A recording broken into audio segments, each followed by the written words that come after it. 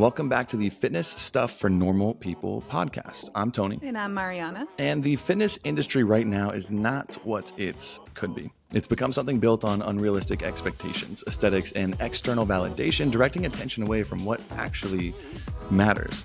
The bottom line is we're not just trying to provide another fitness podcast. There are enough of those, but completely change the fitness industry for the better by giving you the knowledge and tools so you have the confidence in applying the best possible training and nutrition into your own life. Where today we are taking you through every last step, every detail you need to get to the promised land, to actually get abs. That's what we're talking about today. I don't know why. Mariana doesn't know why. I don't think anyone knows why, but having abs is cool. Some people want them because they're sexy. Some people like the challenge of how hard it is to actually get abs from a training and diet point of view. Some people even start working out for the first time in their entire life just for the sole purpose of getting abs. But there's a lot of confusion surrounding how to actually get there. Today, we're talking about the actual anatomy of your core so we can understand what seeing visible abs actually takes. Then going into exactly what you need from a training and nutrition perspective to get you there. And if you want to get us a little Christmas gift, that's coming up. The easiest way you could do that for us is by giving us a 5-star review on whatever platform you listen to. And if you're on Spotify, you can follow us. So every single Monday, a brand new episode pops up and you don't miss a thing. And if you want more after each episode, you can join us on Fitness Stuff Premium for just $5 a month. In Premium, you get a bonus episode every single Friday where we answer your own questions. You also get access to our full training programs like our 12-week Ultimate Push-Pull Leg program and our newest high-frequency full body program, along with more. We also just dropped a few mobility programs, so you can go check those out. Sign up for Fitness Stuff Premium in our show notes below, and we'll see you Friday. And before we get into our episode, a shout out to our day ones, Legion supplements. Protein in general is going to be a topic of discussion in this episode because hitting your daily protein intake is going to be essential for fat loss and building muscle. You got to eat protein for that. And sometimes it's not the easiest to hit your protein goal. Just having a high quality protein powder like Legion's protein powder is a great way to make your life easier. You could also add it into some good recipes. It tastes really good. Their honey cereal is still my favorite. And you can get 20% off your first order or double points on every order after that with the code FSPOD. The link will be in our show notes below. Good whey shake or a low calorie protein shake can be such a huge tool. If you're trying to lose fat while maintaining or building muscle, going through recomp, I don't think I've ever seen like a successful recomp or fat loss phase while maintaining strength and muscle without some sort of protein supplement in there. It can be so clutch. Do you notice something new about me today? Yeah, Tony's in a new location. He moved, got a new backdrop, got some nice artwork in the background. Next step is going to be us in a studio together permanently. Exactly. You got to take a step. Yeah, just permanently. We're going to live there. Bunk beds. I didn't realize how important your core was until I had to move an entire 2-bed apartment. It was me and my best friend. We're in charge of moving this massive furniture, couches, shelves, beds, everything. And by the second or third big trip, I'm like, oh my God, like this is a core freaking workout. And I'm not joking. I don't think I've ever been more sore in my entire life than I was after that moving day.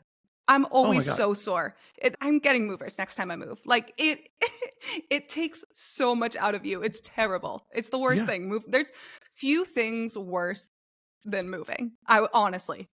No, I'm with you. I've moved 6 times in the last 5 years is what I calculate out to be. 6 times in the last 5 years, from Denver to Atlanta to San Diego, and then in different apartments in each one. Yeah.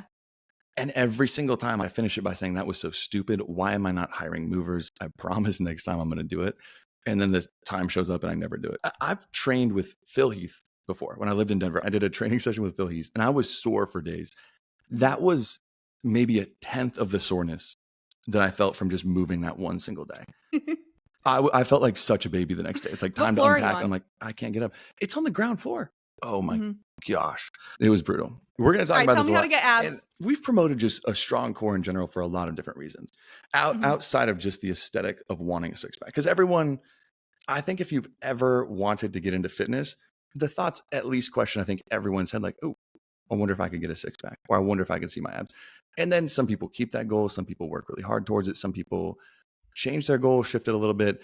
We've talked about how important just having a strong core is. And there's no direct studies looking at core strength in relation to all-cause mortality or lifespan, just because we were talking about this. I don't know even how they would begin to measure something like that. But Yeah. I would be willing to bet a good amount of money that it has a profound effect on health span and quality of life throughout your entire life. And this is just going through moving apartments, realizing how massively important that plays a role. Who cares about the aesthetic Yeah. of it? If I didn't have a strong core, that would have been an even worse day of my life. And I was Yeah. already talking it down pretty bad. I know we've talked about injuries before. Have you ever had low back or back pain or back injuries? I have had a herniated disc that gave me sciatica, so I literally couldn't walk. That So your counts. sciatic nerve is like the longest nerve in your body, and it's from like your lower back all the way down to your toes. And so when you have a herniated disc in your lower spine, it pinches on, it almost like slips out and pinches on that sciatic nerve. And it's the worst pain I've ever experienced in my entire life. I had to be on bed rest because I didn't qualify for surgery. And so the only thing I could do was stay in bed. Could barely move and do stretches. That was all I could do. Do you It was still the feel it worst. today? No. I thought people just kind of, you could put it at bay, but then you'd almost live with it to a point. Yeah. I'm Past sure it then. will So come you back to just, haunt me you one day. rested, you stretched, you recovered, and then Yeah. For some people, it will like slip back into place and then, kind of like flare up at different points in your Yeah. life. Back pain in general, I've never had that specific one, but I've just had a lot of lower back pain and injuries in my life through sports, through lifting, even honestly, most of them coming in smaller injuries from like bending over wrong and picking something up. Yeah. I'm like, all right, now I'm old. But your core is really what supports your spine for the most part. Having a strong core and adding core exercises, one, it increases fluid flow to the discs in your spine. Massively important and something if you want to keep mobile through your life. And that's just through core exercises, not necessarily just having a strong core. But your core is in charge of your postural support, your balance, especially in supporting your spine, preventing these injuries and pain even to begin with. It's going to enhance your performance in the gym, in athletics, whatever you're training for. A strong core is one of the most important pieces. If you look at any sport, football, golf, like every base movement, boxing, MMA, everything travels through your core. So having a strong core is going to be the biggest thing that you can do to support almost any activity you could do. So we've broken today down in a few sections because first, it's really important that you have to understand the anatomy of your core, the muscles that we're working with, how they move, how they grow, how we want to target them. Then moving into the training aspect of specifically how to train your abs, which I think that's where the most debate and confusion is in getting a six pack or even just training your abs.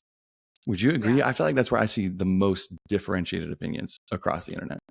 I think so, definitely. And also, people just do the fucking absolute most. Like, it's so overcomplicated when it doesn't need to be honest. Yeah. Yeah. Then we're going to talk about the diet standpoint. Everyone's heard that, right? Your abs are made in the kitchen. And we're going to talk about that a little bit later, but there's a lot of truth to that. To start, before we understand how we can best train the abs for growth, we need to quickly cover the anatomy that makes them up from both a muscular standpoint and then from a visual standpoint of where and what you want to be working, depending on what look you want to go for. And I think this is where most people don't take the time to think, but there's a lot of different muscles that make up your core. And a lot of them, I think sometimes that are overused when people are training for a six pack or core that aren't really involved in what a six pack looks like. There's four main muscle groups in your core to start out. And the first one that we're going to focus on mainly today is the six pack or the rectus abdominis. That's what makes up your quote unquote six pack, what most people want to train when they're going for this. And these are the muscles at the front of your abs that make up what most people think of when they see a six pack. They're responsible for flexing the lumbar spine, like when you're doing crunches or sit ups, but it also aids in trunk rotation. And what these specific muscle groups are meant to do will be very important later when we're talking about the right exercises to choose to target them. Because so many people overcomplicate it and do the most ridiculous. I'm thinking of like the TikTok, Instagram workouts where people are like doing acrobats almost to try and do the perfect core exercise. They do the most. So when we actually talk about the exercises, we are going to break down the rectus abdominis into an upper and lower region when talking about exercises, because there are some that target each region a little bit better. Now, this one, I haven't put a lot of intentional training towards. I'm curious what you do in your training. I haven't put a ton of intentional training to the TVA or transverse abdominis before this last, I'd say like 9 to 12 months. But the TVA is that deepest layer of your abdominal. Yeah. It's almost like a corset wrapping around your spine for protection, for core stability. It's what you see trained when people are doing like vacuums. If you see like the bodybuilding, the fitness side, they train vacuums. That's Yeah. usually what they're targeting through those. Do you do Mhm. anything? I know like I add in weighted planks for myself, but do you do anything intentional do. to N- target that? No, no. And I'm on the fence about vacuums. Oh, I don't do vacuums. I think that's I vacuum. I mean, mean, vacuums when you see them, they're mostly done in the bodybuilding physique space. And anecdotally, it can aid in a more tighter toned appearance in the abdominal region, even though it's not something that's been shown or proven or really very helpful unless you are stepping on stage. But it also helps in yeah. like posing as well. So if you're someone who's going to be posing on stage, that can be very helpful. But the transverse abdominis, this isn't going to really aid in the definition of your core. Like if you're going for a six pack, if you're going for definition, that's not really going to aid no matter how much you train something like that. But it also is what's going to help you in those bigger movements like a squat, like a deadlift, embracing your core, Mhm. which I think is Yeah. important there. And that's why I think we're going to go over training later. It's important to add in, even if your goal is just to look shredded. So the TVA. Now, the next piece is internal and external obliques. These are on the sides of your abdomen. The external obliques more function to flex the spine and compress the abdominal wall, like when bracing your core. And inside of the external obliques, you have the internal obliques, which mainly assist in rotation of the trunk and flexing laterally. Now, I know this is just, I don't really care for these because I've actually heard the funniest names. I'm curious to see what the V lines that Yeah. people go for. Yeah. You see like Zac Efron, Lifeguard, Baywatch on the beach, Mhm. the V lines. I've always heard that called the Adonis belt. What do you? I've heard literally some never also heard. some like NC-17 terms to call them, which we're not going to I've mention. literally only ever thought only ever heard of them as V lines. I'm going to send you some after the show. We're a family show. We're a family show.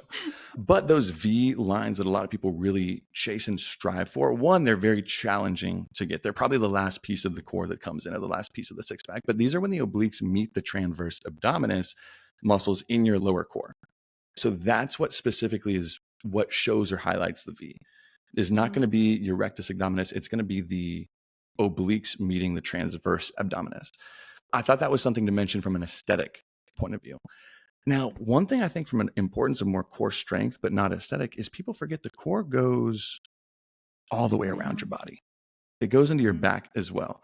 And this is something that I didn't realize was holding me back for so long. The erector spinae. These muscles I have pulled, gone into spasms, have limited me probably once a year outside this last year for the last like 8 or 9 years. Do you notice it too in playing sports or anything else? If these aren't trained or looked at carefully, Yeah. how They're much so problem these can important. bring? Oh my And a lot of gosh. people just neglect it. Yeah, because it's not the mere muscles. It's not what shows in Mhm. front of you. Now, these are a group of muscles and tendons running along your spine, all the way from your neck down to your pelvis along your back, right? So these muscles help you maintain an upright posture and allow you to bend and rotate your spine. Now, this is something that I strain, but I see a lot of people strain when they're increasing their volume somewhere too quickly without noticing. Like they aren't massive muscles compared No. to a lot of other ones. They're not massive at all. So it's easy to strain. And when I see people really sharply increase their volume in anything that requires that upright posture, so not only pulling movements, but squatting and deadlifting, these muscles are what keeps your spine from just collapsing over. Even when moving for last week, this week, I'm completely avoiding squats and deadlifts just because I know that those muscles have been working overtime over the past week just because of how much moving and lifting I've been doing. And it's something to look for. I don't know if you're someone who's never dealt with a back injury before, maybe not, but if your program sees a sharp raise in intensity or volume for any kind of back or even sometimes lower body movement, that's putting a lot of stress on these small muscles. And you might be more likely to pull something like that. Yeah. And if you are the type of person that you maybe work a desk job sitting all day, you're a student, you sit all day, posture is so underrated. But if you have poor posture and you're constantly slouching all day, every day, again, this is going to add up over time. If you think about American society, kind of the flow of sedentary lifestyle happens more as you graduate from college, but you are constantly keeping those erector spinae muscles in an extended, stretched position. by hunching over. You are putting all of that strain on those muscles and they are weakening slowly over time. And that is why you see a lot. Not only is that going to weaken your core, but that's going to give so much back pain. You're going to get into a position where you're in your 40s and 50s and there's no reversing it. It's more so managing it, because over time, that stretch, there's no turning back from it. And a lot of that back pain could have been prevented by paying attention to your posture earlier in life because of those erector spinae muscles. Yeah. And I can't even tell you how many times I've seen people pull or see a spasm in this muscle from even sometimes the smallest activities, like bending over and twisting wrong. Twisting. And this tightens up. Yeah. It's huge, something like that. And they don't realize, because if you're sitting all day long and then you go in and do heavy 80, 90, near 100% of your 1 rep max on squats or deadlifts, and these muscles are now required all at once, you're setting yourself up for failure. Yeah. So that's one I think is worth mentioning, because it is a main muscle group of the core, but it's not a mere muscle, right? It's not going to give you a six pack. It's going to be very important for your training and your performance. Now, from an aesthetic standpoint, I wanted to add a fifth little note in there that we're going to talk about specifically in exercise to target, but this is one that often goes overlooked, and that is the serratus muscles right here. When you look at bodybuilders, when you look at the actual physique, it ties almost from your lats to your abs, right? So these are not a main core muscle group, but they're still part of the core and an important muscle to train if your goal is the aesthetic of your core. It attaches to the rib cage and is a set of small, almost finger-like muscles. That's the best way I can describe it. Almost finger-like, or almost like the teeth of a comb. How would you is that how you describe them? That's good. Yeah. Mm-hmm. And they fan out from the ribs towards your back right here, but it's a good connection. So we're going to talk about specific movements to target those, because it's not like a typical crunch or leg raising or any kind of movement that will target those. But from an aesthetic standpoint, that can be something that you really want to focus on. But I think before talking about the specific training, it's important to note the genetic component. I didn't realize until probably 2 years ago how much genetics influence how your abs look. Is this something you've always been aware of? I just didn't for the last 2 years. I didn't really realize it. Yeah, it's something I've always been aware of, it's actually interesting, because having a six pack, even when I was in the thick of an eating disorder, that was never something I strived for. For some reason in my head, it was one of the few logical things that I had in my mind of my abs just don't look like that. Like no matter how lean I am, like, yeah, I could be super strong, work on whatever, I could get as lean as possible, but my abdominal muscles look this way. They are set up this way. And then I remember learning about it in my exercise science courses, stand next to my dad and my brother, and we all have the same exact like abdominal muscle shape position. Like it's interesting to really think about. Yeah. That's funny that you can notice it in both your brother and your dad, the similarities. Yeah. They're leaner than me. But you can see the same patterns. Yeah. Because how your abs specifically look is mostly genetics. And most people don't realize that, how symmetrical they are, at what point they become visible, their shape. And there's 3 main parts of your genetics that will determine what your abs look like, that varies from other people. And I think in goal setting, this is important, because if your goal is to have a six pack, and this was me when I was 16 years old, what was his name? Devin Physiques. Don't know where that dude is now. He was like a shreds athlete when Instagram athletes were just becoming a thing. And this was like 20 what? Oh gosh, like 2011, 2012, 2013.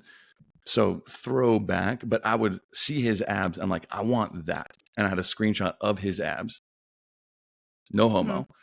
Just because I'm like, I want those. I want those. 2023, you don't have to say that. You're right. And I could just appreciate another dude's taper. I was like, I want those specific abs. I liked how his abs looked over other people's. And in goal setting, I think a lot of people still do that. And you have to realize, no matter who you want to look like ab-wise, they're never, and they can never look exactly like someone else's for a few reasons. Now they can look like your own and you can improve them exponentially, right? That's not a limiting factor for anybody, but it does change your starting point and what the ending point can look like. And I think the first and biggest factor that most people run into when achieving a six pack is individual body fat distribution, okay, or where your body tends to store fat compared to other people's. And this one's kind of like genetic lottery for a lot of people, but your body stores fat differently than the person next to you. My body stores fat differently than Mariana's does. right? Some people store more fat around their hips, under their arms. And for a lot of people, it is like the lower part or their abdomen, right? Or core area where Yeah. they just tend to store more fat. This is why some dudes can see their abs at 15% body fat, and others need to get down to 9 or 10% to just start seeing them. Or for Mhm. women, anywhere from 17 to 24% for some women, right? Like the range is massive. Like a 24% body fat for female and 17%, that's two different people. Huge. Yeah. It's a lot of difference in body fat percentage. Mm-hmm. And it's this concept of like stubborn fat, which I think we've talked about before. But your body just, it tends to store fat in different areas and at different paces. Like I know for myself, when I start a deficit or a dieting phase, the first place I tend to lose fat is my neck and face. And I look like I lost 20 pounds after I lost 5. I hate it because if I'm wearing like a hoodie too, it's like, oh, that dude's never lifted a weight in his entire life. It's terrible. In the first place, I'll gain it back. And that's, I think everyone who's gone through like significant weight gain and loss knows that about themselves, like where they tend to lose and gain fat first. Mm-hmm. But that's a big one where some of the, we'll say like hit the genetic lottery, like some people on social media that are usually doing like the most outrageous core workouts. That's not how they got their abs, but they just have naturally visible abs because they've never really had to do that much. And we'll talk about that later, but more like the swimmer's body illusion thing that we've touched on. The second and third kind of go together, and that's going to be more in the anatomy of your muscle insertion points and the muscle belly length.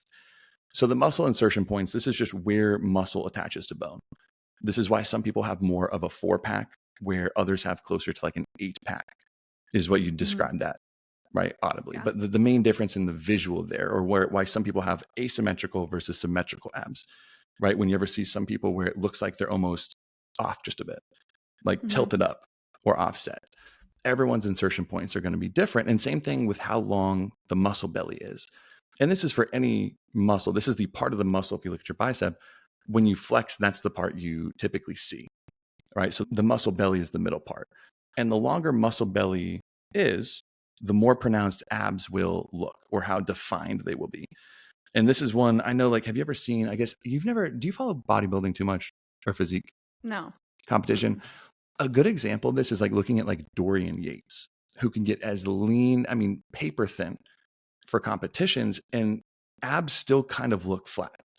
Yeah. He had abs bigger than my face, but the muscle belly, it just wasn't really there. And the insertion points were different to where, and I can't think of a couple more off the top of my head, but some athletes, you'll see them paper thin with body fat, but their abs just don't have that pop to them. And that's where the muscle belly length and the insertion points really play a role in how defined you look, right? So this is, if you have good body fat distribution, great insertion points, and longer muscle bellies, you could have a visual 6-pack without even directly training your abs.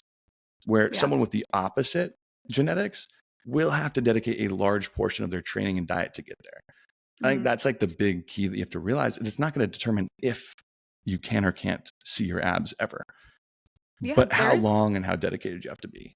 There's so many people. I mean, I have friends, I have people I've seen on social media that will say, if they're asked, oh, how did I get abs? Like, I just started walking. Like, I just started walking more, or I started doing Pilates, or I just cleaned up my diet a little bit. Like the smallest little thing. For a lot of people, that's all it takes. But for a lot of people, that's not at all what it takes. It's very misleading, but you can't know who's lying and who isn't. But it doesn't mean that the person who says, oh, I just started walking more and now I have more defined abs, it doesn't mean that that's not true for them, but it's very unlikely that's going to be true for you, because yes. Yeah, not tearing people like that down at all. Like, I'm jealous. No. Like, I'm like, I freaking wish I could have genetics like some of these people do. But yeah, it's when it's the swimmer's body illusion, where it's like, oh, all I had to do was start walking to see my abs. So now I'm just going to tell everyone else, that's all you really got to do. You don't have to worry about it. You just have to go walking a little bit. That's all you really need to show your abs out here. That's where it becomes a little bit of a problem. Misleading. Now, I wish I had those kind of genetics. But there's another piece that you were talking about too. It's just a little bit more in detail about when you're talking about the length and of your muscle belly and just the origin insertion of your muscles. The biggest piece of your anatomy that this applies to is the thickness and length of, it's called your linea alba, and it's a fibrous connective tissue that contains no nerves or blood vessels. And its purpose is to space and provide stability and gives structure to your rectus abdominal musculature. So Mhm. that piece of connective tissue, I mean, how thick that is and how long it is going to depend on the length of your torso. And then how it's oriented is going to depend on origin and insertion points of your muscles. So that, and that has, you have no control over that. That is Yeah. completely genetic. So it's out of your hands, but that's really specific. But I just find that it's interesting that there is this piece of fibrous connective tissue that for some people that's going to be really long, and how it's oriented is going to give you this look of abs without without having to do much of anything other than have a lower body fat percentage Mhm. in that area. And also, like, there's some people who won't work out at all and they have this look of abs. Maybe they may be a little bit still have some body fat, but it's almost like, wait, but you have the illusion of kind of having abs even though if you don't have a six Mhm. pack. That is due to that linea alba piece. I just Yeah. always thought So that's there's a interesting. lot of pieces that go into this, right? Like your Yeah. body, how your body's specifically made goes into this. And this is not to tell you that there's any excuse for you to not get there if you want to get there. If your goal is to get to visible abs, 100% you can do it, no matter how good or It's bad just your going to have to be genetics are. realistic about what it will look like for you sometimes. If I think I'm going to look like Devin Physiques, no matter how hard I train or look, it's probably going to be different. We're different heights, we have Yeah. different lengths. It's just going to be different. Not meaning you can or cannot get somewhere, but where some people may have to work and dedicate a little bit more time to do so. But I think that's helpful to know, because I know sometimes you might feel frustrated in your training because you'll see a friend that just has had a six pack since they're like 8 years old Yeah. almost. And you're like, they just carry it around with them and you've been training really hard for it. And you're like, why don't I look like that? It can be frustrating. But I think if you realize it's like, oh, y'all have different genetics, you're a different Yeah. starting point, at least that brings some comfort of like, oh, I do have to work a little bit harder for this, but it doesn't mean that I'm doing something necessarily wrong. It just takes a little bit of time to get there. Now, that is from the anatomy side of things, how your core is set up. So at least now we know the major muscle groups of the core. And now we know that we need to mostly focus on the rectus abdominis, or that ab six pack muscle group, and the internal and external obliques to really see what we want to. The TVA, the erector spinae, like they're not going to have as much to do with it, but that's what we're going to hone in on the training side before getting into the nutrition aspect. Because I know I said this at the beginning, but I think everyone's heard this before, right? Abs are made in the kitchen. I've probably said that 100 times. Have you said that a lot? I don't say it a lot Have you seen it a lot? because I think I see it a lot, but I also think there's truth and also a lot of misinformation with that statement. Yes, it almost simplifies it too much. Yeah. Because like if abs are made in the kitchen, I disagree. It is true. You have to be very lean in order to see the muscles that make up your abs for them to show visibly through your skin, right? That is very true. And your diet is what's going to determine how lean you get. But if your ab muscles aren't developed in the first place, they won't show up or pop no matter how lean you get. I think Jeff Nippard said it best, or at least where I heard it. You build your abs with training, you reveal them with your diet. And I think that's a more accurate way to look at it. You build your abs with training, you reveal them with your diet. And so many people are training them wrong, are just training them wrong. There's a lot of confusion, but so many people are just not doing it correctly. What are the most confusing things that you've heard when it comes to training your abs? Well, I don't know if it's not a confusing thing I've heard, but what I've seen is most ab workouts don't include any weight. None. Most of them are body weight. The majority that you see are body weight workouts. And that has always confused me. There's been no discussion about how to actually engage certain abdominal muscles. A lot of ab workouts, people will be, if they're trying to target their lower abs, they'll actually be engaging their hamstrings and doing all of the works with their hamstrings. I see that a lot. I think those would be the biggest pieces that just kind of confuse me. It's just treating it like it's this completely different muscle that doesn't need the same attention as any other. Similar thoughts with like training your calves, or at least maybe this is more of a guy thing, but training your calves. Same thing. People train their calves so differently than anything else. They're like, no, we need 100 reps on your calves to shock them or to do this. It's the same muscle tissue as anything else in your body. Same thing with like, if you want to grow your chest, it's like, oh, just do a ton of push-ups at the end of your work. Like, and you don't need to lift weights with them. It's like, no. Another big one I know I've seen a lot of, and this is honestly a camp I used to be in when I was like 18, 19, 20 years old, is, have you heard of this, where people, and there's a big group of people that say, as long as you have your compound movements in, your squats, your deadlifts, your overhead presses, that's all you need for ab training, right? Like you don't need to target your abs because compound movements, they're under so much pressure and tension that you don't need ab training because of them. Have you Mhm. heard that camp before? Oh, yeah. That's a I've big one. honestly, I haven't seen it outwardly as like you don't need it, but I have seen girls who are open about like I don't train abs, I Mm. strength train, and I don't train abs at all. Like I've seen girls respond to people being like, "What's your ab routine?" And I've seen a lot of Oh people being yeah. like, "I don't have one. Like I strength train, and you can see my abs more when I'm in a deficit." And I like seeing that more like the honesty piece, but it Mhm. still leaves out the point of actually building and those abdominal muscles. Yeah. It just leaves out. I don't know. So But I do like the response better because it's just honest of like, here's what I did that worked for me. It's not, yeah. because honestly, some people that, again, genetically might have been just predisposed to have some sort of visible abs, when Mhm. asked that question, will almost feel pressured to come up with something and Yeah. create something out of nowhere and be like, oh, well, I just need to Google some ab workouts. This is what I do. It's like, you've never done this. This isn't what got you there.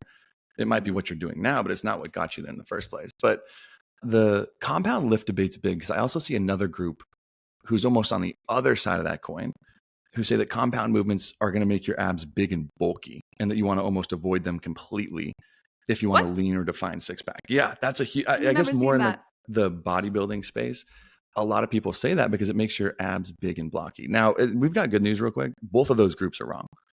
That all you need is compound movements or that they'll make them big and bulky. Neither of those are true, right? Especially like squats and deadlifts, they don't activate the abs very well at all compared No. to isolation exercises. Engaging your core is one thing, but actually activating and using the muscles that we're trying to talk about, that doesn't really happen. That should almost be obvious from an understanding of like biomechanics, right? When we talked about the specific job of these different muscles in the anatomy, the lumbar spine shouldn't be actively flexing or rotating when you're squatting, when you're deadlifting, when you're doing any of this.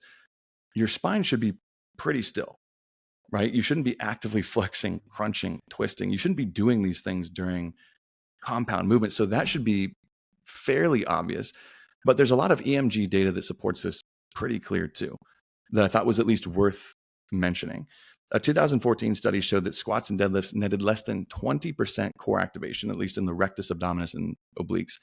And a simple sit up had over 3 times the activation in these movements. And another study done at Eastern Illinois University found pretty much the same thing, right? Less than 10% core activation in the overhead press and less than 5% in squats and deadlifts. So when you hear brace your core or engage your core during these movements, which is important, right? We're more talking about that TVA, or sometimes the obliques that kind of expand that core pressure. We're not talking about the rectus abdominis. That's not actively flexing and training. And that's why it's not a very good way to grow your abs.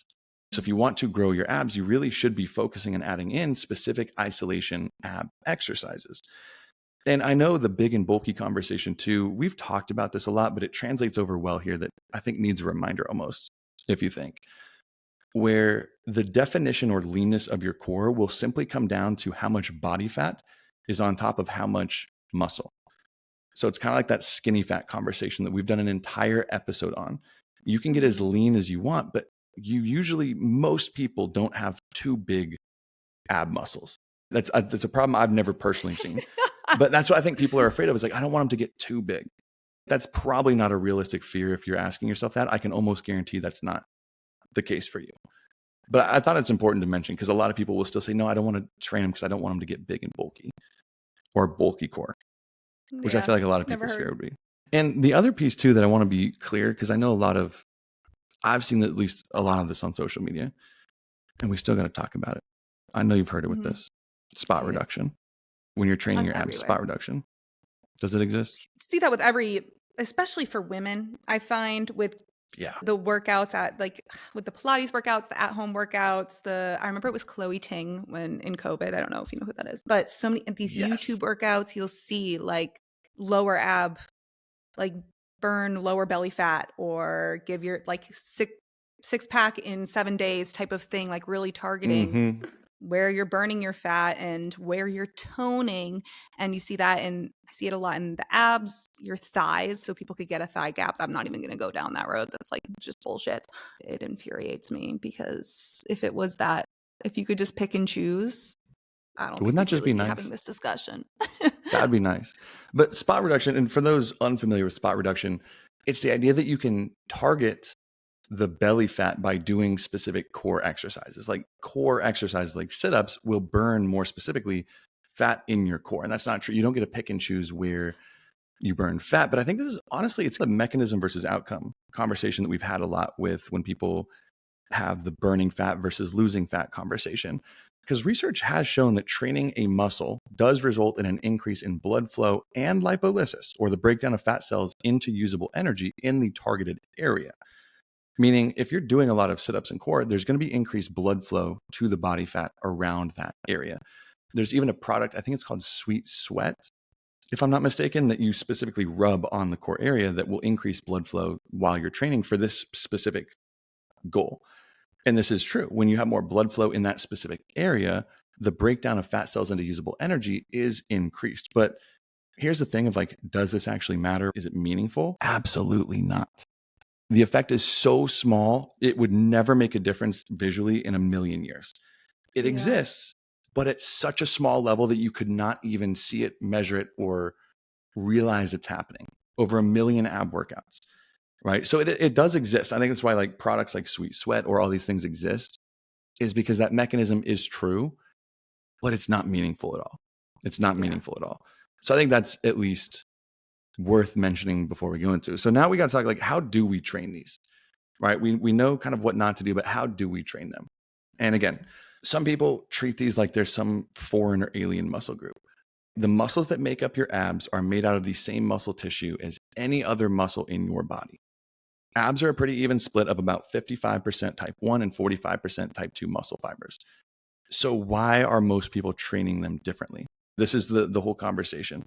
Some people will have a whole day or two that are dedicated to just glutes or just chest, and then they'll sprinkle in a couple sit-ups at the end of a couple workouts, maybe 10 minutes. And honestly, let's be real, you're going to skip that 10 minutes at the end of your workout most of the time. It's valid to, honestly, it's like, if you're at that point where you want to skip and you've had a solid, just skip it because it's not really doing anything anyway. If you've had a solid workout, like I started doing that. I used to do like 10 to 15 minutes of just bullshit ab workouts. Like when I first started working out, and after a year of doing them and not seeing anything happen, I just slowly stopped doing it. Cause I'm like, what the fuck is the point if I'm hating my life right now doing these and they're not doing anything? Yeah. Sorry. That's the biggest thing I notice is I'm like, I'm just gonna be real with myself. I can tell myself I'm gonna do them. How many times am I gonna be like, oh, I gotta go, I'm running behind. I'm tired today, whatever. It just happens. Again, same muscle as any other muscle in your body, your chest, your delts, your biceps, anything you want. So what actually matters when we're talking about just growing muscle, period? That's what we got to bring it down to, because that's what we're doing. We're trying to grow muscle. One is that you're targeting the ab muscles correctly by the exercise that we're going to talk about soon. Two is that your total training volume, or how much you're doing per week, is in line with volume recommendations like any other muscle group, right? We've said 10 to 20 sets. We're going to get into specific recommendations based on your experience level here in a minute too, of how many sets you should be doing on your abs per week. And then third, and most importantly, is that you're applying progressive overload. This is, I think, the biggest misstep by most people when talking about core training, right? So if we talk about progressive overload, weighted movements and a combination of both high rep and low reps are usually going to be best compared to body weight movements, like a plank even. Because how do you make a plank more challenging? You have pretty much two options. Either add a weight on your back, which can be a little dangerous if you're by yourself. I usually don't recommend it for most people, but the other way is just to do it longer. Yeah. I'm like, I really can't think of anything worse than that. Like, just do it longer. I think what's the world record plank? Over 8 hours. I know. Like, it's just one of those movements that's not going to be as challenging. It's not one that's easy to progress. And sometimes core training can get a little boring. With that in mind, let's talk about what to do. Right now, there are hundreds of core and ab exercises that you can do, but you don't need to overcomplicate it. And one thing that we talk about a lot on this too is your anatomy is going to be different than someone else's. So go off of how you are feeling your core activate during an exercise, rather than what's quote unquote the best textbook movement that we go with. right? Yeah. We're going to talk about like the best exercises that you can do to target your upper abs, or the upper part of that rectus abdominis would be like kneeling cable crunches with the rope attachment, my all-time favorite, or a decline weighted sit-up, which is going to target both upper and lower. But if you don't feel your core activating or using as well, one, check your form, but two, your anatomy might just be set up a little different, where if you feel it 10 times better somewhere else, do that. Yeah. Right? Do that. But those are my number one and number two for upper abs. Number one by a mile for me is the kneeling cable weighted crunch. That's, yeah. I was like, do you have another favorite? Because that's my number one. I don't think so, because, and also your upper abs are easier for most people, are a little bit easier to engage and work than your lower abs, especially that has a lot to do with, I don't want to speak as much for men, but for women, most of your body fat is going to be preferentially stored in your lower abdominal region. So it can be a little bit harder to feel and engage and kind of see a difference there. But I always recommend the cable crunches, like always. And then the decline weighted setup, I feel like people have done like the decline sit-ups, but don't think to add weight. I don't know why that is. The hardest exercises that rip my core up to this day. I just did them this morning. I'll be cramping still when I'm doing them because those can be so challenging. But you want to think about the movement. Like the basic function of your upper abdomen is pretty much to bring your spine from here to there. It's a very small movement. It's not a big movement. And that's why I like the cable crunch, because you're just doing the crunching part, not even the full sit-up, which involves a little bit more hips and lower abs. But it's a very small movement. I'm talking 4 to 6 inches maybe. And you get to overload that muscle with the cable more than any other movement you could possibly be doing. So adding those in, I know that's why I added that as one of our staples in like the full body and push-pull leg training programs in premium. That's why that is a staple in there, is because it is the best exercise, in my opinion, you can do on your abs to progressively overload. Now, if we move to the lower abs, and when you want to do this, you usually want at least one upper ab, one lower ab, and oblique movement in your routine. So you're targeting all quarters. My favorite, and I think one of these might be yours, but I might have named it differently, to target the lower abs would be either the captain's chair leg raises or hanging leg raises, or the reverse crunch. It's sometimes called a weighted double crunch, a double leg thrust, but essentially a weighted reverse crunch. But the captain's chair leg raise, that's my favorite if you have the equipment. It's on the same decline sit-up machine that you would use, except you hold onto the handlebar and you're now just doing a leg raise like you would be doing on the ground, where you're just lifting your legs up on the ground, keeping them straight. Now at a decline, so you're putting a little bit more tension on the lower part of your abs. But honestly, and this is one that really performed high in all the EMG exercise tests, was the weighted double crunch or the double leg thrust, right? Where essentially you have a weight or dumbbell between your feet is the best way that you can progressively overload that. That one tears your core up, upper and lower, and actually has pretty good oblique engagement too. So adding in some sort of leg raise, either a captain's chair leg raise, a hanging leg raise, or a weighted double crunch or a double leg thrust, that would be what you want to do to target the lower abdomen. Now, obliques can be tricky sometimes, but obliques, honestly, a lot of those movements that we just talked about are also involving your obliques that I think is important to notice. Some of my favorite are either like simple weighted side bends, a Pallof press, which is one of my favorite ones, or even a cable Russian twist. But adding a weight that you're actually pulling with the Russian twist, not just a body weight, usually gets you better engagement. Those are usually my favorite to target obliques with. Yeah. Do you have any other? I feel like that one's almost boring. But do you have any other? Obliques. More of a staple. There's only so much you could do with, like, I know if you're kind of at the very beginning stages, like a side plank hip dip with a dumbbell is sometimes good, but you can only progress so much. So if you're like in a side plank position, you dip your hip down and up and you're holding a weight, like a smaller dumbbell, there's only so much that you can do with it. I really like side planks more so for that. It's more of a stability. It's not going to give you as much of that definition, but I just like them. I like them, but for kind of to target my obliques from muscle hypertrophy, weighted side bends too. I don't like them, but I do them. I really don't know why I hate them, but I really don't like them. Now, specifically, I thought to add in, because those are all, or variations of those would be my staples to add into. And again, there's no perfect movement you can substitute, but any sort of crunching movement, leg raising movement And then usually twisting movement, weighted if you can, is what you want to at least structure your training program around with core. Now, if you really want to focus on those serratus muscles, right, the little finger ones that come down here that really add to the aesthetic portion, those are a little bit trickier because the two biggest exercises where you see the most activation are actually a dumbbell pullover. So a back and chest move, right? A dumbbell pullover where you're going over your head, or a standing barbell overhead press actually gets really strong engagement. So not even directly targeting those, but the dumbbell pullovers are going to be the number one. And then you could do targeted exercises like a cable serratus punch or a dumbbell serratus jab. These things that really you have to focus on the mind muscle connection. But the pullover is usually going to give you the biggest bang for your buck on that muscle group. And that's, again, more for aesthetic. This is not something that I can say is true, but I've always thought, I wonder if that's why for guys, typically I see this much more defined on men than women, that muscle. And I wonder if it's because of the increased upper body strength, just the ability to move more weight on like an overhead press. I honestly, haven't thought about that before, but that actually is a really good hypothesis. That makes a lot of sense, just because men carry like 60-40 upper body to lower body strength usually, and they just tend to train it more because they like it more. That actually is probably a big to do with it, because you do see more engagement in those overhead pressing, pulling movements. So that actually makes a lot of sense, because you're right. It is a lot more pronounced usually in men than women. I still think adding some sort of a plank, like a weighted plank, or we're going to give you a couple twists to make it more challenging, into your program helps from a performance standpoint. Not from a hypertrophy, not from an aesthetic standpoint, but more for a performance standpoint. And one of my favorite two things that you can do to make a plank exponentially more challenging, if you're like, I could do this for a minute, or it's just miserable, I don't want to do it. Two small changes you can do. Number one, and this will make the biggest change, is bring your elbows, instead of directly under your shoulders, move them up.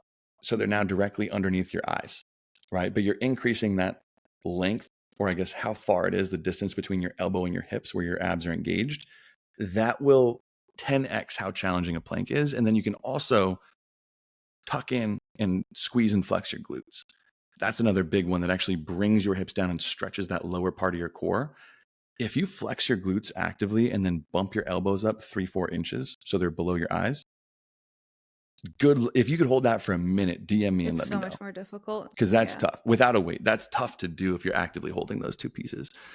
So exercise wise, you now know kind of pieces to put it in there. And now we want to design real quick about the reps, the sets, and where to put them in your training before talking about the diet aspect. So rep ranges, like we talked about, this is a pretty even split between type 1 and type 2 muscle fibers, right? So usually if you had a aggressively higher low percentage, you want to focus your training more on like higher rep, more endurance style, or lower rep, more strength style. And I think a lot of people, like you mentioned at the very beginning of this, will train abs with body weight or excessive high reps, 30, 40, 50 reps, minutes at a time under tension. And they completely ignore the more strength 6 to 12 rep range even for abs.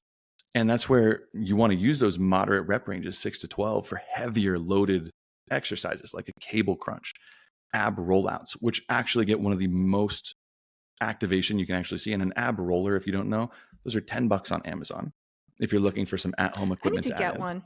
$10, because I feel like that's such an easy thing you could do in your wake up every day, add them to your day.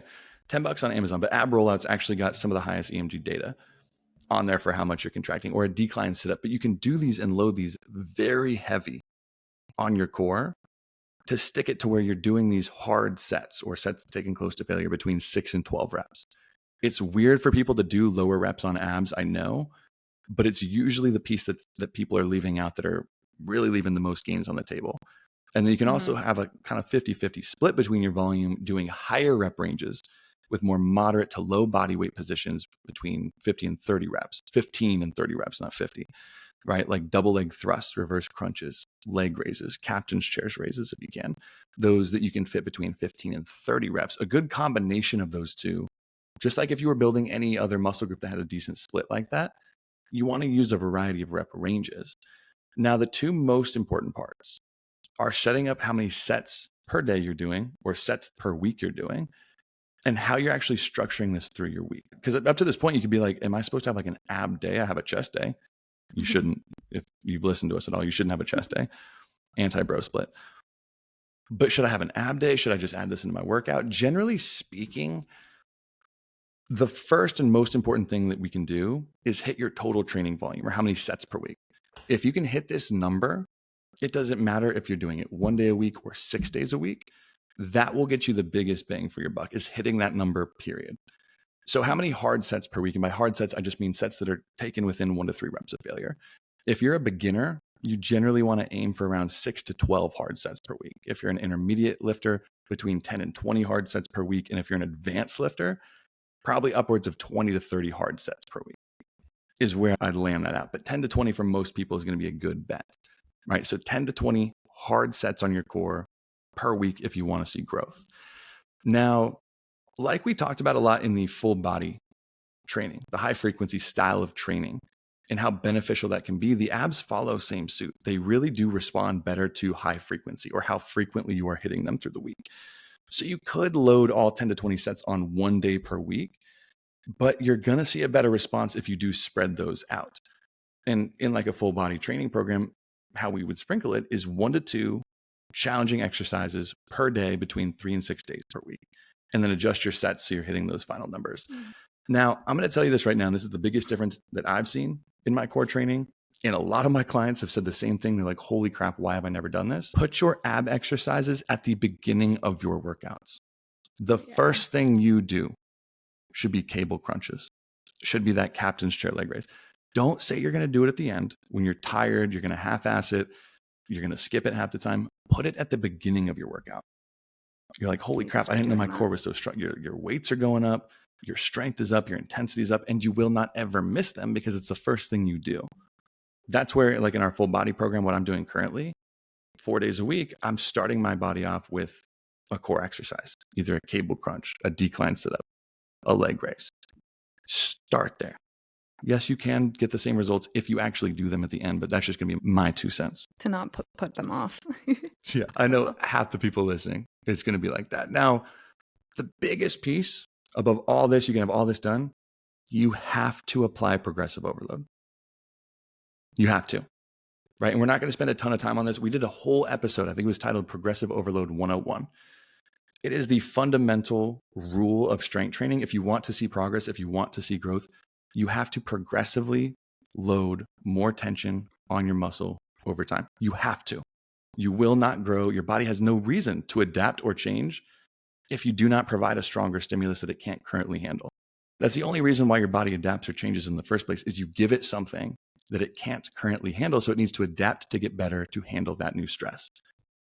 If you're not tracking your workouts by using like a free app like Stacked, or in your notes app, or just using like a set training program that is tracking it for you, like one of ours in Premium. If you're not tracking that, odds are you're probably not applying progressive overload. That would just be my bet if I had to put money on it. So all of that, all the right exercises, everything we talked about goes down the drain if you are not doing this one thing correctly, right? So that's where we want to tie it off on the training aspect before we do talk about the diet. And I know we've talked about this before. Listen to that episode. Progressive overload doesn't just mean more weight. It's more tension. And that can be done in a million ways, increasing your volume, your efficiency, your range of motion, your form, your control, your workout, all these things. So go listen to that podcast. Just make sure you are moving them forward in some way and tracking your workouts before I go down too much of a rabbit hole there. I think that sums it up from the training perspective. Does that make it a little bit more clear on how you should be training your abs? I think so. Kind of like any other muscle? I feel like I'm guilty of not paying as much attention to my abs just because, unless if I'm in an actually, which I haven't been in a while, like actively in a deficit, I train them here and there, and I should be more consistent with it just for the reasons why it's important to have strong abdominal muscles, but I'm just like, I feel like I'm guilty of it. Like I'm guilty of not giving them as much attention as they deserve. So many people do the same thing though. Like they'll wait, they'll wait to train them until they're in a deficit and they want to see their abs. Oh, I got to start really paying attention. Yeah. You should have been paying attention when you were building. The whole time. Yeah. Yeah, the whole time when you were building. I feel like most people can relate to that. Yeah. But like we said, abs are made in the kitchen. They're made in the gym, but they're revealed in the kitchen, right? If you don't have the right body fat, you can't get there. How are we going to do that? Yeah. And like Tony said, it's going to be like body fat percentage around 10 to 12%, cutting down to around 10 to 12% for men and 20 to 24% for women. Sometimes that can be a little bit of a broader range, but I feel like it's a bit more conservative. Like some women will try to cut down. I think it's realistic to try and cut down to like 12% body fat. But for how our bodies function and hormonal production, that's very unhealthy and unsafe.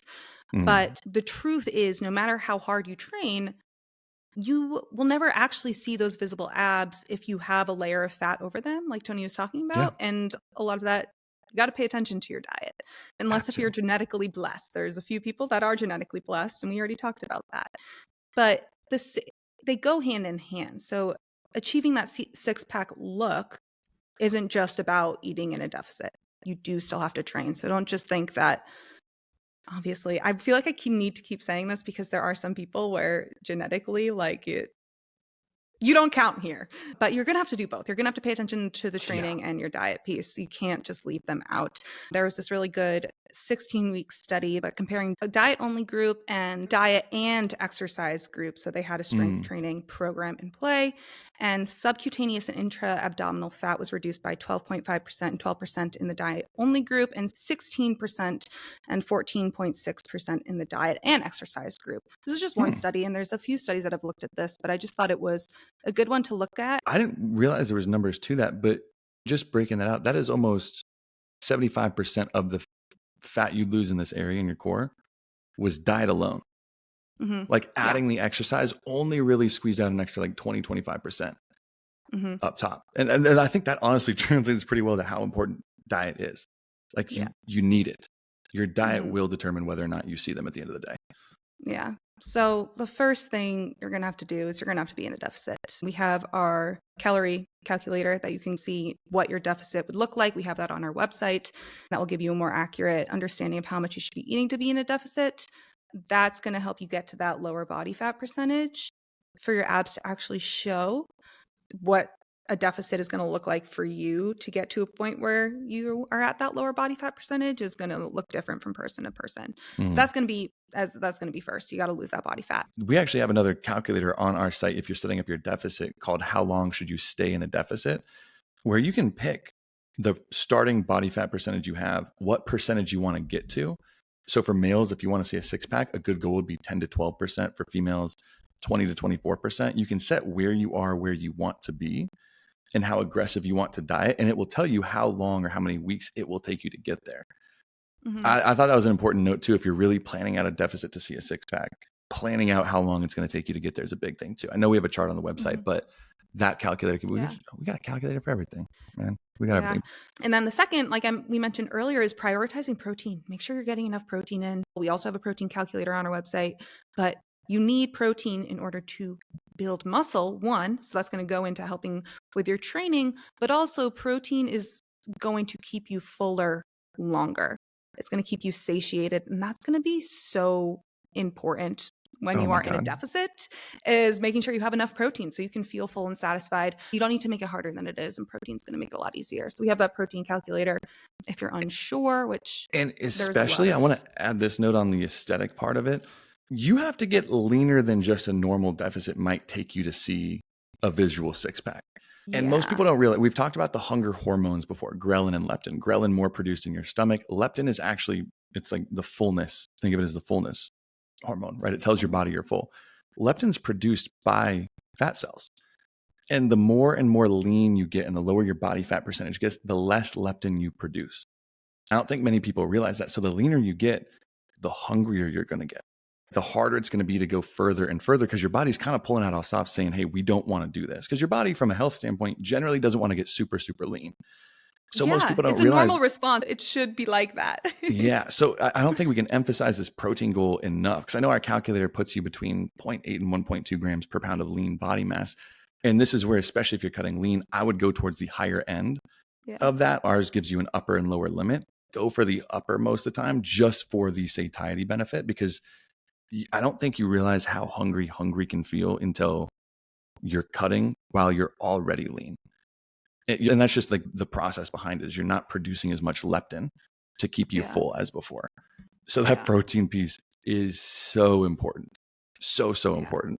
sometimes it's possible to get that lean and see that six pack. But I just think about how I've never had a six pack, no matter how lean I was, but just that I'll have flashbacks of how hungry I was all the time. And it's just, oh my God, it is. It's a challenge. Personally, it's not worth it in my personal opinion. If you're competing and you got to do it, you have an actual, I don't know, but just because sometimes most people learn the hard way. But when you reflect back on it, it's like, Yeah. God, Well, because I think it's a cool goal to have every once in a while, like to get there, because it is a challenge. You're going to have to push yourself more than I think you realize when starting out. And I do think most people, once they get to the really shredded zone, will pull back and say, okay, I'm glad I did that. That's not a place that I want to live. Yeah, like it's not a place I want to live. But sometimes you don't know that until you actually go touch it. So if that is your goal, we're not saying don't do it. Speaking anecdotally, like I'm more happy with the aesthetic of my core now and the core definition I have now, that I've been focusing more on like strengthening my core than when I was younger and obsessed with chasing a six pack. Like half of my training was just chasing and dieting for this.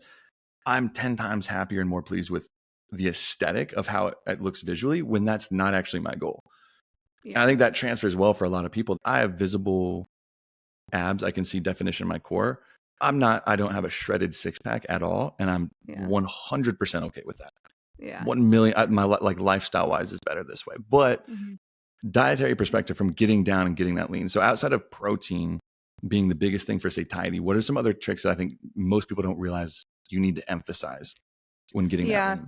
Definitely don't take this the wrong way. I know people already will, but limiting your processed food consumption. So this is not saying that processed foods make you gain fat or make it impossible to have a six pack, but they are more calorie dense and make it a lot more difficult to adhere to a calorie deficit.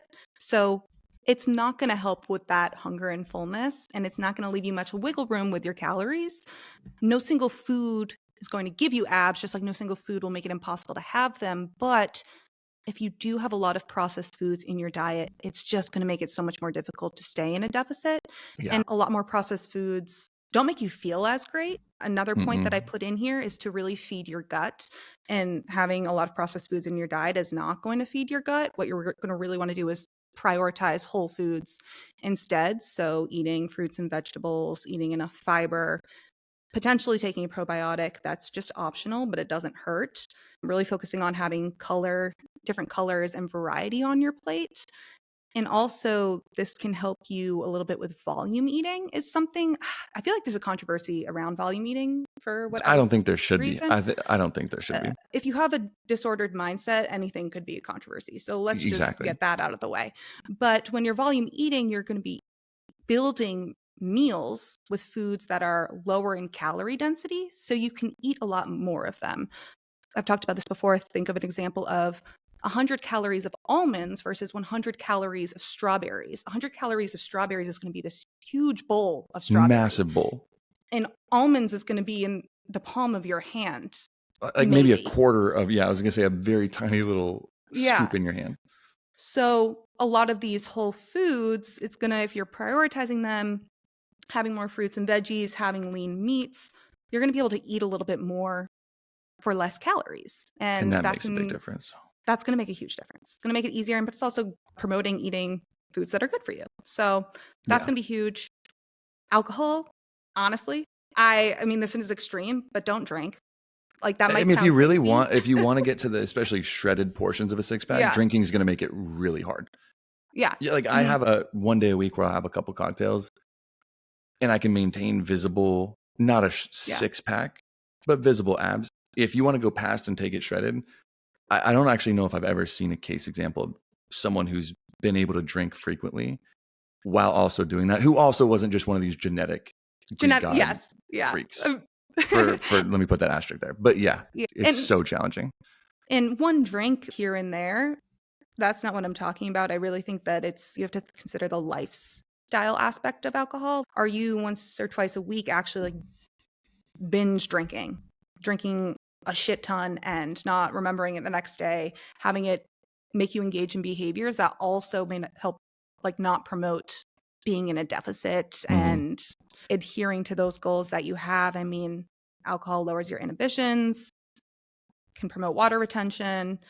It can impair your actual, if you're depending on how much you're doing it, impairs your performance in the gym. It's going to mess up your sleep. So just thinking about how you're drinking alcohol and how it seeps into your life. So that can, the quantity kind of is irrelevant. And the big part too is interrupting your sleep that we talked about in the whole alcohol episode. Something to consider. And then drink a lot of water. I felt like I just had to throw that in there. You want to stay hydrated, just always. I feel like I always just have to throw in that little tip there. But I don't exactly know if there's like a scientific reason as to why. It's not like water is going to give you abs, but you just want to stay hydrated. I don't know why I threw it in there. But no, it was important to know. Because I think this is important because we've had like especially in setting up, if you don't know how to set up your deficit outside of the goals with the calorie and the protein, go to our episode where I think it's specifically titled How to Lose Fat, how to set up your deficit. That's going to give you a more detailed look on setting that part up.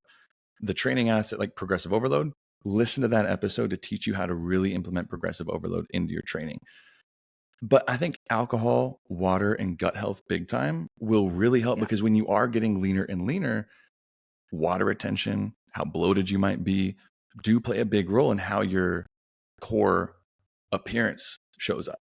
So if you're constantly bloated because you aren't taking in enough fiber, you're not getting enough whole foods, you're not walking during the day, that's gonna make it nearly not impossible, but you're gonna have to work so much harder to get the leanness that you're going for without it. So I think that's why water is important too. Like it's staying water and staying super hydrated I think that's a big part of it. Yeah. And I just want to mention, this just came up in my head because we're talking about being in a deficit, but we have a whole episode on the brain gut connection. I have talked a lot about how under eating for prolonged periods of time, like under eating, not eating enough calories for your body that you actually need, that can really hinder. So this is like more eating disorder area. I want to specify that, but that really affects your gut health. And a lot of people see a lot of bloating, gas, and issues there with digestion. I don't even know what to call it, but there's a lot of people who undereat in that eating disorder realm. After a while, you won't see the six pack. It's a lot of bloating, distension. Again, there's no fat there, but a lot of digestive issues. So I didn't want that to just deficit and no fat. It's fine. Like all this flat stomach. You really want to think about gut health. And also I always try to tell people the reality of when you get into that disordered lane, like there is a very high probability that you're going to experience those gut digestion issues, a lot of bloating. You see it a lot. So just wanted to mention that. Big time. But I'm like, that's why I think those aspects matter just as much as anything else. Like when we're talking about setting up a deficit, it's like, especially because if the goal is aesthetic, those aesthetic pieces matter for sure. So in wrapping up, you need to build abs in the first place. You need to build them to show up. You then need to deficit and cut down to a body fat percentage for them to show up. If that is your goal to see abs. There's a lot of moving parts. I think the biggest part is going to take a long time. And honestly, sometimes people are going to, and this is usually anecdotally speaking, working with hundreds of people over the years, also other people in the industry, usually the first time you cut down is not going to be the time you're going to be satisfied with how it looks. It usually is a first cut down, a building phase, and then a second cut down. So you can really focus on building the core muscles so they actually shine through the second time around. So it's going to take months, if not years, to get there, if that's your goal. And I also highly encourage you guys, if you haven't listened to it yet, our interview with Ben Carpenter, we talked a lot about health versus fitness and how looking physically fit and being the leanest you could be is not equivalent to being the healthiest that you can be. And think about, is it worth it? So the lengths that you're going to have that six pack, to be shredded, is it worth it? Is it taking a toll on your mental or physical health? Is it so time consuming that you have to socially isolate yourself? Is it too strict and regimented that you feel like you're starting to hate what you're doing? I know this may sound extreme, but it can be a rabbit hole that a lot of people go down. And just because you achieve that six pack doesn't mean you're going to be happy, and doesn't mean that you're going to be mentally or physically well. So don't equate six pack with finally feeling fulfilled and feeling like you've achieved this peak fitness, because for some people that's not at all the case. So it's just something to think about. And I feel like I had to mention it. Yeah. The why is what makes the difference. Why you're Yeah. doing it. If you think that is going to be the final piece of what makes you happy, what makes you like what you see in the mirror and not hate yourself, any of those, it's not. Nothing's going to be that. So you have to realize that. I'm surprised it took us 98 episodes to get to core and ab training, but I feel like it's funny. It's the holiday season. Like people are like, abs right now. Are we talking about this in December after Thanksgiving? After I just ate 8 million calories on a turkey? That's what we got. Everybody in Premium, we'll talk to y'all this Friday. Anyone else, we're always here in DMs too if y'all have any questions about the episode. But we'll talk to y'all next Monday. Talk to you soon.